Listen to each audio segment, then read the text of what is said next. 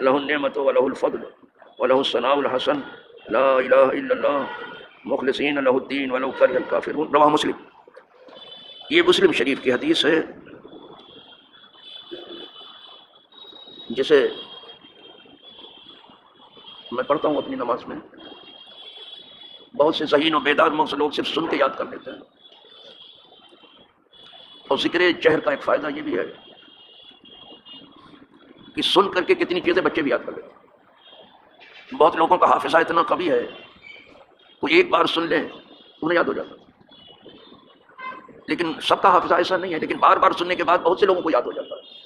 لیکن وہ یاد کرنا چاہیں تو وہ بھاگنے کی فکر میں ہو، نماز ختم ہو گئی جلدی سے بھاگو، وہ بیچاری زندگی بھر پڑھیں گے کچھ یاد نہیں ہوگا۔ آپ سن رہے ہیں کہ نماز ختم ہونے کے بعد حضور کیا پڑھتے تھے، کیا ذکر کرتے تھے۔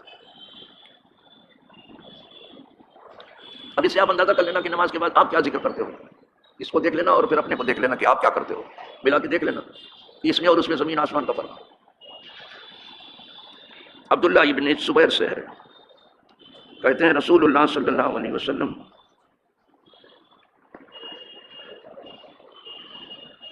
اذا سلم من صلاته، یہ سلم ایسا گھما کے لکھا کہ پڑھنے میں مجھے بہت دشواری آ رہی تھی، وہ قلم بھی باریک کر دیا۔ انہوں نے سمجھا ہوگا لکھنے والوں نے کہ شاید سب کی آنکھ جو ہے زندگی بھر توانا ہی رہتی ہے، ہمیشہ حروف پڑھے چاہیے کہ اس کے بچے بھی پڑھ سکیں، جوان بھی پڑھ سکیں، بوڑھے بھی پڑھ سکیں، تیز آنکھ والے بھی پڑھ سکیں، کمزور والے۔ لیکن جیسے اور بہت سارا شعور غائب ہو گیا، یہ بھی اب یہ جتنی بڑی جلد ہے اس کو جتنا چاہے بڑا بنا سکتے ہیں۔ آپ کے موبائل میں چھوٹا بڑا کرنے کا ہنر ہے، چاہو تو حرف کو بڑا کر کے دیکھ لو، چاہو تو یہ ہونا ہی چاہیے۔ اب کتاب میں کیسے چھوٹا بڑا کریں گے؟ بڑی دشواری ہوتی ہے جب آپ تھوڑی کمزور ہو جاتی ہے پڑھنے میں، بڑی دشواری، پڑھ لیتے ہیں کسی طرح سے لیکن بڑی دشواری ہوتی ہے۔ تو مسلم شریف کی حدیث راوی ہیں عبداللہ ابن زبیر، کہتے ہیں کہ رسول اللہ صلی اللہ علیہ وسلم جب اپنی نماز سے سلام پھیرتے تھے، یعنی نماز ختم کر دیتے تھے، یقول بصوتہ الاعلی، تو کہتے تھے اپنی بلند آواز سے، صوت مانے آواز، اعلیٰ مانے بلند، تو بلند آواز سے کہتے تھے، کیا کہتے تھے؟ لا الہ الا اللہ، اللہ کے سوا کوئی نہیں۔ دیکھ رہے ہیں یہاں پبلک سنتی ہے مجھے کہ میں زور سے کہتا ہوں، نہیں کہتی زور سے، وہ سمجھتی سب کام امام ہی کا، یہ کوئی مردہ نہلانے کا معاملہ ہے کہ جو نہلائے وہ جانے کیسے نہلایا جاتا ہے، ہم کو کیا پڑھی۔ آپ سب نماز پڑھ، اگر امام آپ کا ہوشیار ہے، پڑھا لکھا ہے تھوڑا، تو آپ دیکھو کہ کیا کر رہا ہے وہ، کیا بدھو بکس بنے بیٹھے ہو چپ چاپ، بلند آواز۔ اس میں ایک بڑا فائدہ یہی ہے کہ اس کو سن سن کر کے کتنے لوگ جو ہے یاد کر لیتے ہیں۔ ابھی تو نہیں ہے، ورنہ پہلے میرا خود حافظ ایسا ایک بار سن لو تو مجھے یاد ہو جاتا، اور ابھی بھی الحمدللہ دو چار بار پڑھ لیتا ہوں یاد ہی ہو جاتا، لیکن اب وہ شان نہیں ہے۔ میں نے کبھی بتایا تھا آپ کو، یہ مقرر کی تقریر سننے کے لیے ہم دو آدمی گئے تھے، تو تقریر تو اس نے کوئی خاص نہیں کی، لیکن ایک شعر بہت اچھا پڑھا، بہت اچھا شعر پڑھا، بڑا معنی خیز، فارسی کا تھا وہ۔ جب ہم دونوں نکلے، وہ ہمارا ساتھی بھی کہیں زیادہ صحیح تھا، اس کا اپنی کلاس میں نام تھا، تو مجھ سے کہنے لگا مولانا صاحب ایک شعر اس نے بڑا اچھا پڑھا لیکن مجھے ایک ہی مصرع یاد ہے۔ اس نے کہا مجھ سے، میں نے کہا مجھے بھی اتفاق سے ایک ہی مصرع یاد ہے، ایک مجھے بھی یاد ہو گیا کیونکہ جلدی سے پڑھ کے نکلا تو ایک ہی مصرع مجھے بھی یاد ہوا۔ پھر میں نے ان سے کہا کہ آپ کو کون سا مصرع یاد ہے؟ تو کہنے لگے مجھے پہلا یاد ہے۔ تو میں نے کہا آپ تو شعر بنا رہے، دوسرا مجھے یاد ہے۔ میں نے کہا اب شعر بن جائے گا۔ میں نے کہا پڑھیے آپ پہلا مصرع۔ تو انہوں نے کہا درے ابلق کسے کم دیدہ موجود، چت کمرہ موتی بہت کم آنکھوں نے دیکھا ہوگا۔ تو میں نے کہا مجھے دوسرا یاد ہے، مگر اشک بتانے سرما آلود۔ اس شعر کی صرف ہندوستان میں نہیں ہے، ایران میں دھوم مچ گئی۔ پہلا مصرع ایران ہی سے چلا تھا کہ ہندوستان نے سنا ہے کہ فارسی جاننے والے اچھے لوگ ہوتے۔ ایک عورت نے یہ جواب دیا تھا مگر اشک بتانے سرما آلود، اس کو صحیح النساء کہتے تھے۔ وہ گرا لگائی اس نے اس مصرے پر، تو وہ وہاں سے انعام دینے کے لیے آئے، اور وہ لوگ دیتے ہیں انعام، ان کا طریقہ ہے۔ آج بھی ان کا دستور اتنی پابندی پھر بھی انعام دیتے ہیں۔ میں نے کہا دوسرا مجھے یاد ہے، سنا دیتا ہوں۔ تو ذکر جہر کا مطلب جو ہے، جو بہت ذہین و بیدار لوگ ہیں سن کر کے اس کو یاد کر لیتے ہیں، اور جو متوسط ذہن کے لوگ ہیں وہ بھی کئی بار سنتے تو ان کو بھی یاد ہو جاتا ہے۔ جو کمزور ذہن کے ہیں جب زندگی میں سنیں گے تو ان کو بھی یاد، لیکن یاد کرنا چاہیں تو یہاں یاد کرنے کی فکر ہی نہیں ہے، بھاگنے کی فکر ہے۔ میں سمجھتا ہوں کچھ لوگ تو جو نماز پڑھنے آتے ہیں تو یہاں آنے سے زیادہ انہیں یہاں سے نکل کے بھاگنے کی فکر ہے۔ کہ کب یہاں نکل کے بعد ایسے لوگوں کو کیا آئے گا؟ کچھ نہیں آئے گا. زندگی باتیں جاتے رہے، کچھ نہیں آئے گا، کچھ نہیں آئے گا. جسے شوق ہو علم کا وہ ہوگا. ویسے تو حضور کا ہر عمل جو ہے وہ تعلیم امت کے لیے ہے. کبھی آپ زور سے ذکر کریں تو بھی تعلیم امت کے لیے ہے، جسے ذکر جہر کہتے ہیں. یہ جیم سے ہے جہر، جیم ہا اور را، جہر. اگر زور سے حضور پڑھیں تو یہ بھی تعلیم امت کے لیے، اور آہستہ بھی حضور پڑھیں تو یہ بھی تعلیم امت کے لیے. حضور کچھ بولیں تو یہ بھی تعلیم امت کے لیے ہے، اور حضور چپ رہے تو یہ بھی تعلیم امت کے لیے. آپ کی خاموشی بھی وہ حدیث ہے. جی صاحب، آپ کی خاموشی بولنا تو حدیث ہے، آپ نے تو سنا ہوگا. زور سے بولیں، آپ کا چپ رہنا بھی حدیث ہے. آپ کی موجودگی میں کسی نے کچھ کہا، آپ نے انکار نہیں کیا، حدیث ہو گئی. ہو کسی نے کوئی کام کیا، آپ دیکھتے رہے اس کو انکار نہیں کیا، وہ بھی بن گیا صاحب، وہ بھی حدیث ہو گئی. جس کی خاموشی بھی حدیث ہو، کیا کہنا صاحب. لیکن یہ شوق سے متعلق، جسے علم کا شوق اور ذوق ہو، یہ میں نے آپ ٹیسٹ کے بعد اصحاب ذوق کی بات کر رہا ہوں. یہ فالتو قسم کے لوگ ادھر ادھر 5 دن بند کرنے والے، ان کو کیا معلوم، یہ کیا جانے علم کسے کہتے ہیں اور علم کی لذت کیا ہوتی ہے. قدر کا ور شاہ دانت یا بیدانت جوہری، جواہرات کی قدر یا جوہری جانتا ہے یا شاہ جانتا ہے، کیونکہ اس کو ہر ایک کے بس کی بات نہیں. تو حضور جب نماز سے سلام پھیرتے تھے تو زور سے کہتے تھے. کیا کہتے تھے؟ وہی کلمہ لا الہ الا اللہ، اللہ کے سوا کوئی عبادت، وحدہ، وہ ایسا اکیلا ہے، لا شریک لہ، اس کا کوئی شریک نہیں. زور سے کہتے تھے. اسی کو کہتے تھے عبداللہ بن عباس کہ حضور کے ذکر ہی سے سمجھتے تھے کہ نماز ختم ہو گئی. آپ کی نماز ختم ہونا یہ پڑوسی کو معلوم ہوگا؟ بالکل نہیں معلوم ہوگا. سانس ہی نہیں نکل رہی آپ کی، کب شروع ہوئی یہ تو معلوم ہو جائے کیونکہ مائک پر امام پڑھ رہا ہے. اب ختم ہوئی، امام کے مائک پر جو کیا ہے معلوم ہو جائے. لیکن آپ کی آواز سے انہوں نے کبھی نہیں سمجھا. پوری مسجد گونج اٹھتی تھی اللہ کے ذکر سے. وہ نہیں کھلتا. سلام میں بھی ایسے کھڑے رہتے ہیں، معلوم ہوتا ہے اس میں بھی کچھ سوچتے رہتے ہیں کہ دکان پر خدا جانے کیا ہو رہا ہے. کیا دور آ گیا ہے، کیا حماقتیں سب شروع ہو گئی ہیں. علم حدیث سے، علم قرآن سے کس قدر دوری ہو گئی ہے لوگوں کی.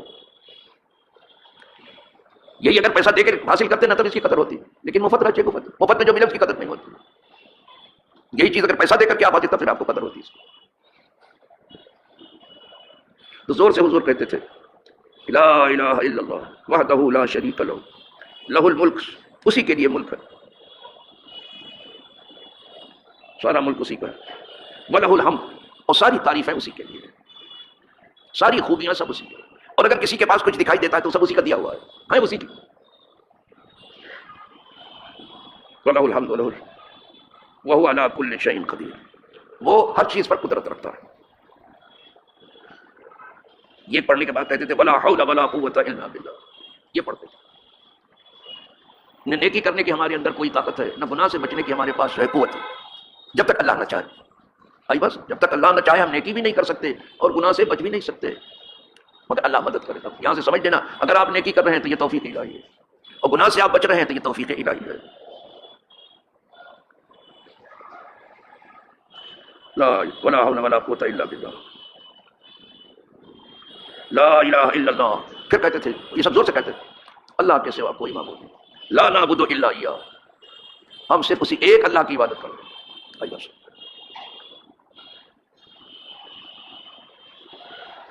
لا نعبد الا ایہ.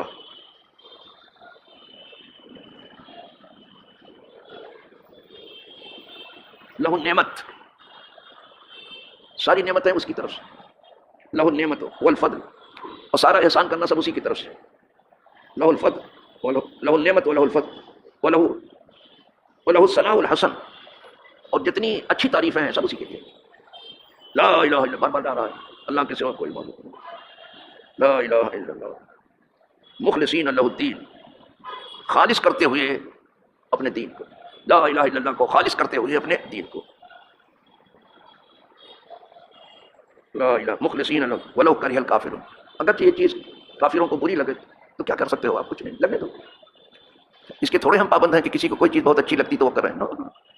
کسی کو گناہ اچھا لگتا ہے تو اس سے تھوڑے کریں گے.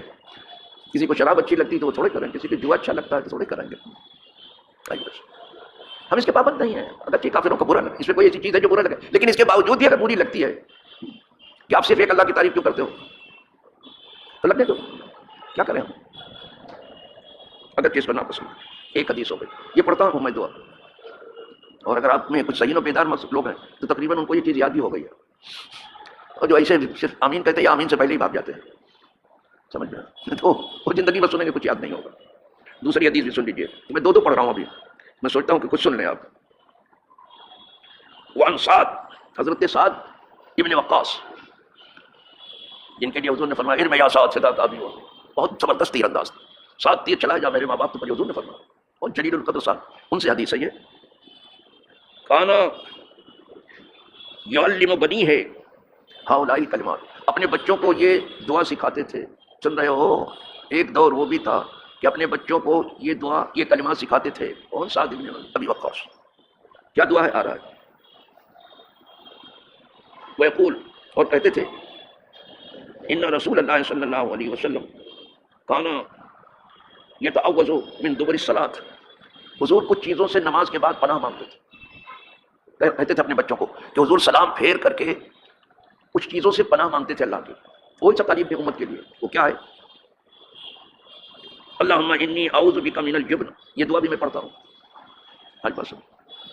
اے اللہ میں تیری پناہ چاہتا ہوں بزدلی سے. مومن بزدل نہیں ہوتا, شیر دل ہوتا ہے. بزدل نہ ہونے کا مطلب یہ ہے کہ وہ باطل کے دھمکانے اور ڈرانے سے باطل کی طرف چلا جاتا ہے. مومن کبھی نہیں جائے.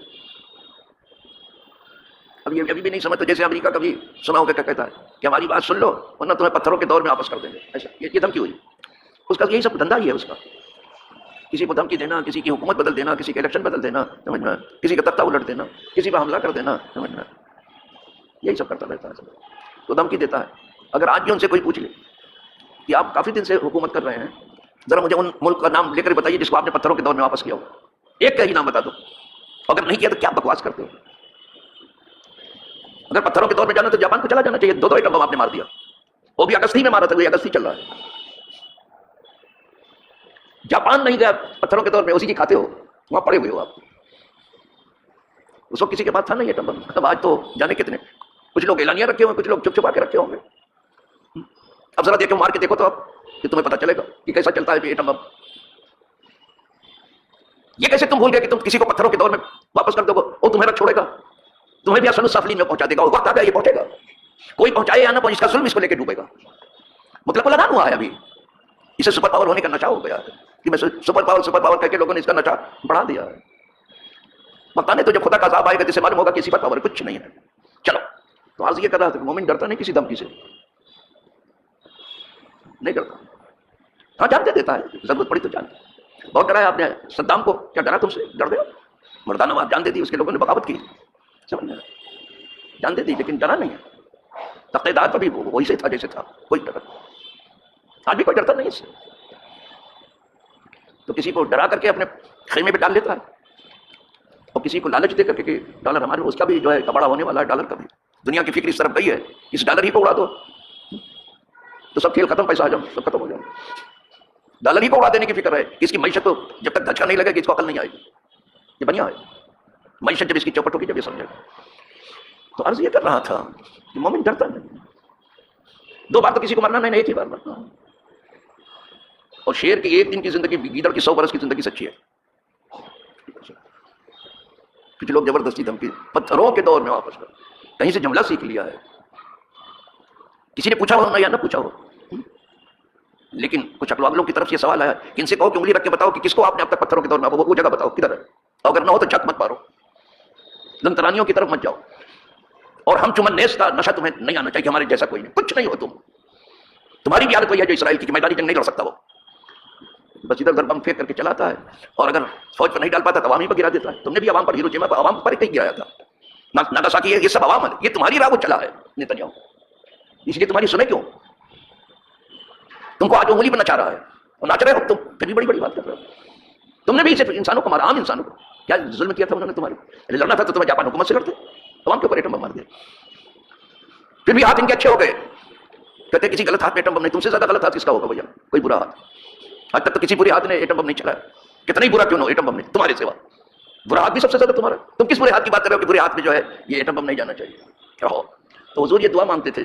میں یہی بات کہ اللہ بزدلی سے بچا لے. مومن بزدل نہیں ہوتا, شیر دل ہوتا ہے. حضور کے جتنے صحابہ تھے شیر تھے, شیر.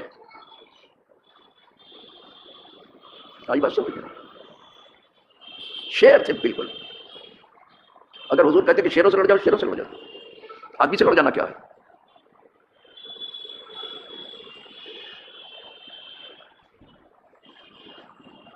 چلو ایک تو پناہ مانگتے تھے بزدلی سے، یہاں کوئی ذرا سا دھمکی دیتا ہے تو جلاب ہونے لگتا ہے، انا للہ و انا الیہ راجعون۔ یہ اسلام کی شان ہے، اس کو جلاب ہونے لگتا ہے۔